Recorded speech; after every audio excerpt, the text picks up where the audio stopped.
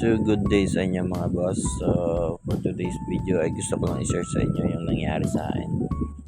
Kasi may unit tayo dito, click 125. So kagabi naulanan siya, no. So ngayon hindi na siya gumagana.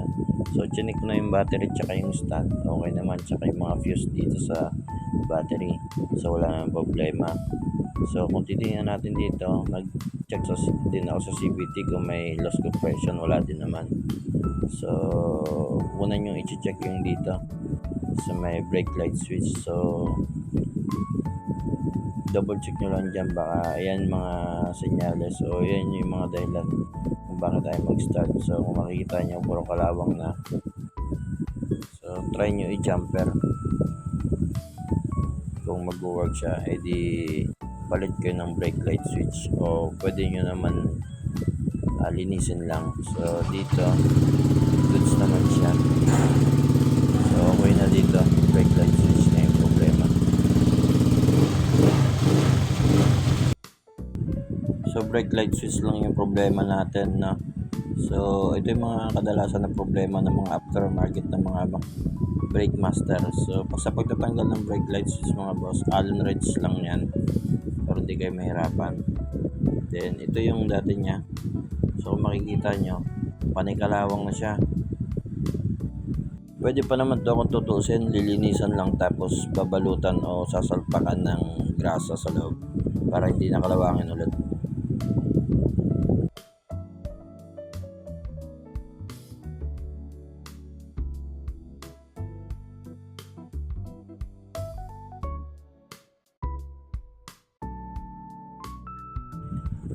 WD-40 nga lang pala yung in-spray ko dyan.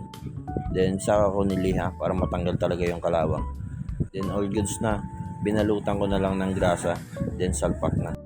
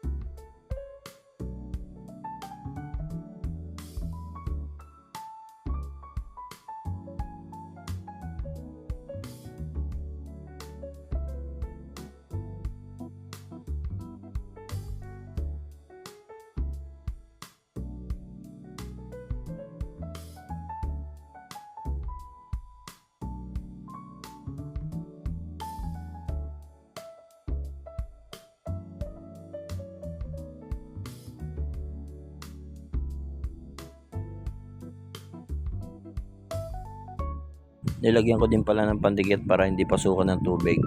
Then sa ako binalutan ng tape In-standby ko muna siya mga 5 to 10 minutes para kumapit talaga yung tape. Saka ako sinalpak ulit dun sa brake master.